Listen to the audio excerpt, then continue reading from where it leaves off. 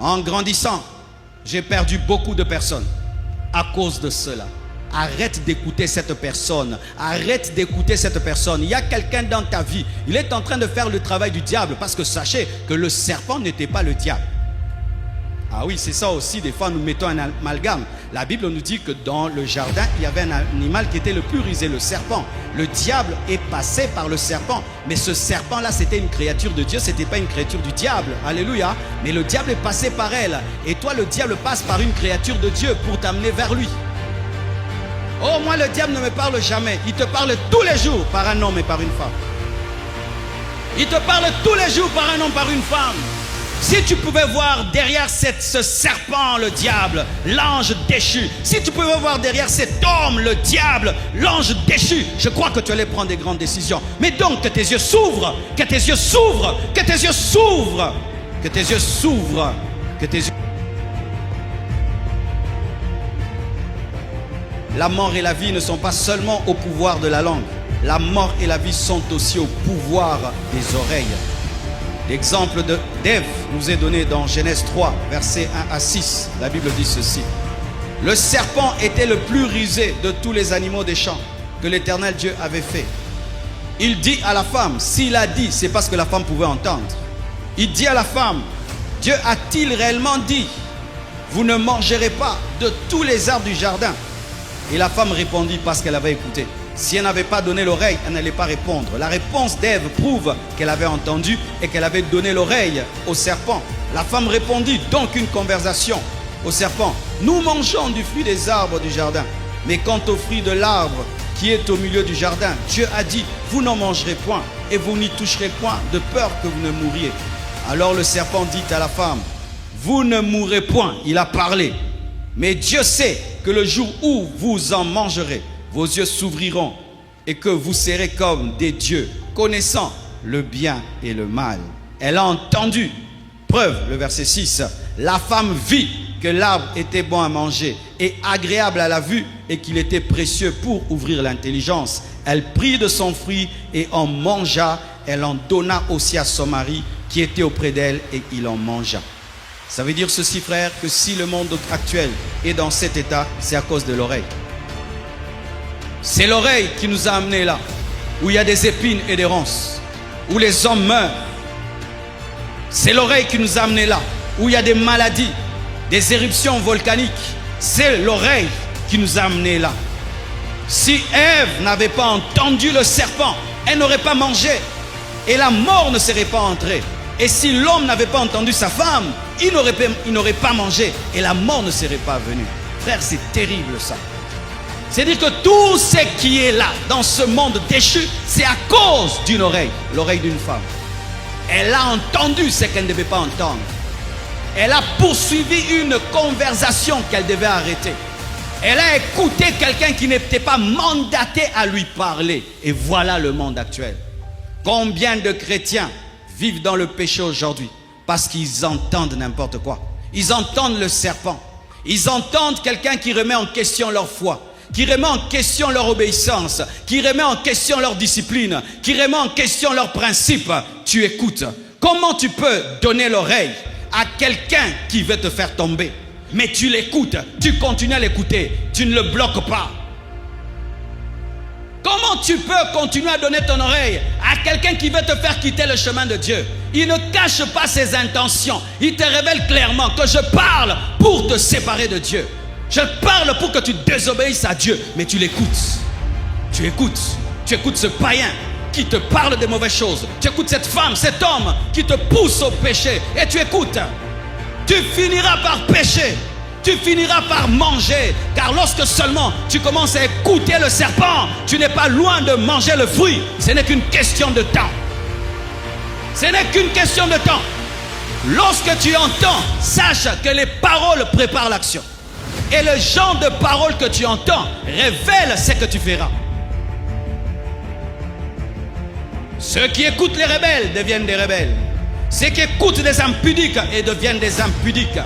Ceux qui écoutent les magiciens deviennent des magiciens. Ceux qui écoutent les homosexuels commencent à tolérer l'homosexualité. C'est ainsi que le monde fonctionne et l'être humain fonctionne. Si tu laisses le serpent détruire la doctrine de Dieu, tu vas devenir son disciple.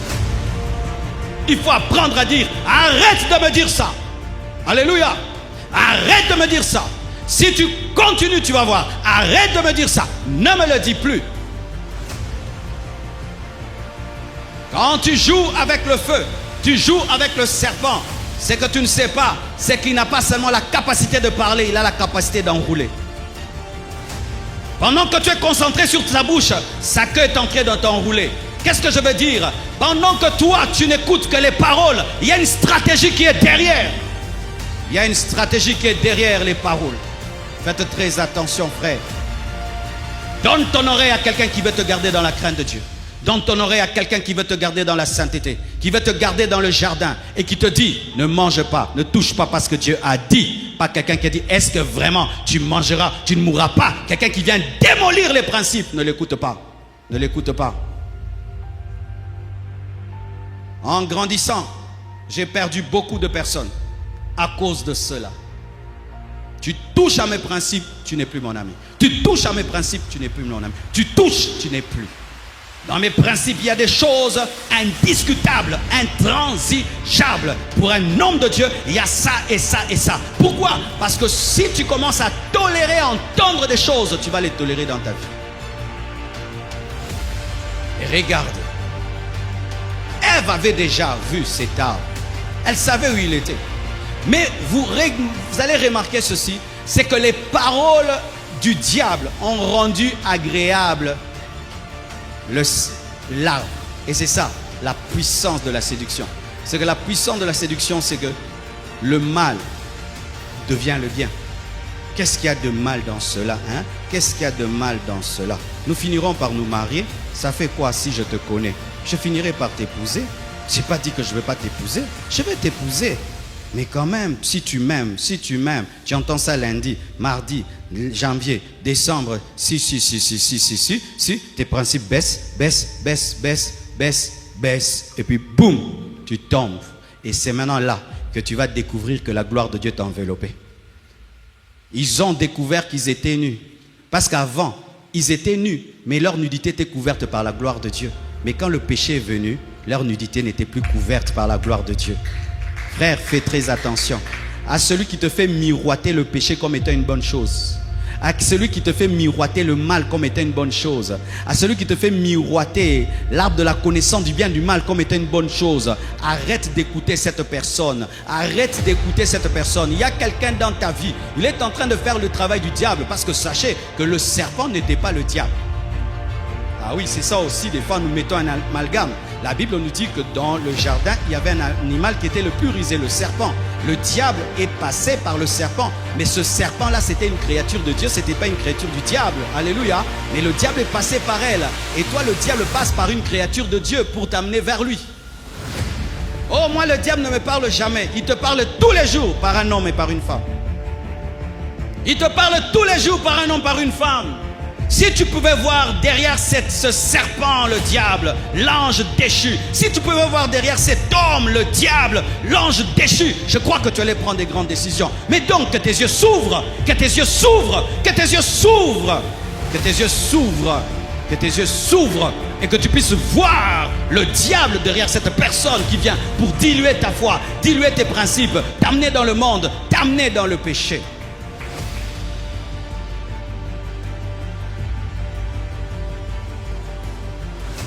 C'est pourquoi, frères et sœurs, nous devons être sélectifs. Nous devons sanctifier nos oreilles. Parce que la mort aussi peut entrer dans nos vies au travers de nos oreilles. Si mon frère, ma sœur, tu as un ami qui ne te donne pas l'oreille, sache qu'il ne te respecte pas. C'est d'ailleurs parmi les principes pour savoir que quelqu'un est ton ami. Quelqu'un qui se dit ton ami mais ne te donne pas le temps de t'écouter n'est pas ton ami. C'est pourquoi des fois nous pensons avoir 10 amis, mais on n'a pas 10 amis. Tu n'as que 2 amis, parce qu'il n'y a que 2 personnes qui te donnent leur oreille. Parce que celui qui te donne l'oreille te donne le temps. Et celui qui te donne le temps te donne sa vie. Parce que mon temps fait partie de ma vie. Ne dis jamais que tu es l'ami d'un homme si tu ne l'écoutes pas. Si tu t'ennuies à l'écouter, tu n'es pas son ami.